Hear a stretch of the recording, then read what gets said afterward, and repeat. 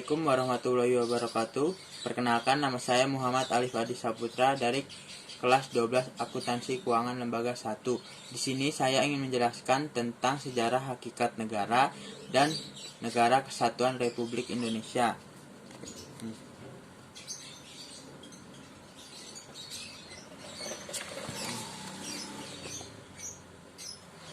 Pada poin pertama, saya akan menjelaskan tentang hakikat negara. Pada saat Indonesia berhasil memproklamasikan negara pada tanggal 17 Agustus tahun 1945, sesungguhnya pada saat itu negara Indonesia sudah memenuhi unsur yang dibutuhkan untuk berdirinya suatu negara. Istilah negara berasal dari bahasa Inggris yaitu state, bahasa Belanda dan Jerman Staat, bahasa Prancis Etat. Negara adalah sebuah organisasi atau badan tertinggi yang memiliki kewenangan untuk mengatur perihal yang berhubungan dengan kepentingan masyarakat luas, serta memiliki kewajiban untuk mensejahterakan, melindungi, dan mencerdaskan kehidupan bangsa. Negara memiliki sifat, yaitu memaksa, memonopoli, dan mencakup semua. MacIver merumuskan bahwa suatu negara harus memenuhi 3 unsur pokok.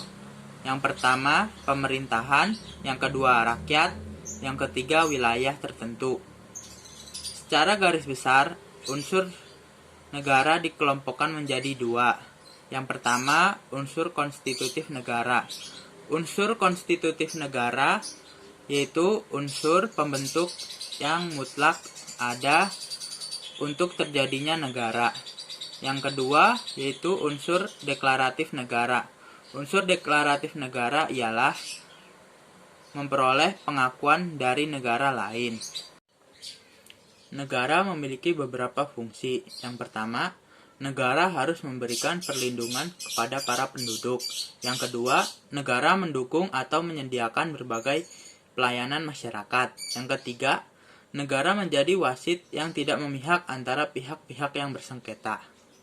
Tujuan negara secara umum adalah menyelenggarakan kesejahteraan dan kebahagiaan rakyat. Tujuan negara adalah pedoman menyusun dan mengendalikan perlengkapan negara serta mengatur kehidupan rakyatnya. Ada 2 bentuk negara. Yang pertama, negara kesatuan. Yang kedua, negara serikat.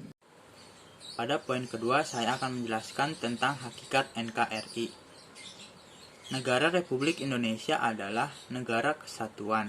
Ketentuan ini terdapat dalam pasal 1 Undang-Undang Dasar Negara Republik Indonesia tahun 1945 yang berbunyi, negara Indonesia adalah negara kesatuan yang berbentuk republik.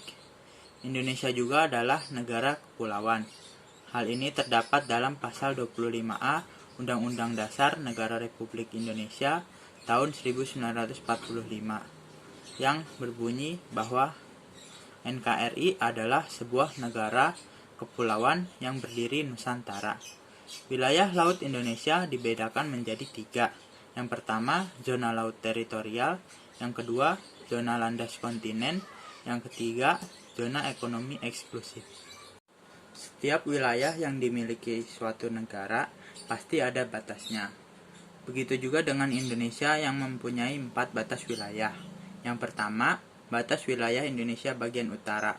Indonesia berbatasan langsung dengan Malaysia, tepatnya di sebelah utara Pulau Kalimantan. Yang kedua, batas wilayah Indonesia bagian barat. Indonesia berbatasan langsung dengan Samudra Hindia dan perairan negara India. Yang ketiga, batas wilayah Indonesia bagian timur. Indonesia berbatasan langsung dengan daratan Papua Nugini dan perairan Samudra Pasifik. Yang keempat, batas wilayah Indonesia bagian selatan. Indonesia berbatasan langsung dengan daratan Timor Leste, perairan Australia, dan Samudra Hindia. Ada juga fungsi NKRI. Yang pertama, mengusahakan kesejahteraan dan kemakmuran rakyat. Yang kedua, melaksanakan ketertiban. Yang ketiga, pertahanan untuk menjaga kemungkinan timbulnya serangan dari luar. Ada juga banyak upaya yang dibutuhkan untuk menjaga keutuhan NKRI. Untuk mewujudkannya, dibutuhkan sikap cinta terhadap tanah air, rela berkorban, saling menghormati perbedaan, dan mentaati peraturan. Itu saja yang dapat saya sampaikan, kurang lebihnya mohon maaf. Wassalamualaikum warahmatullahi wabarakatuh.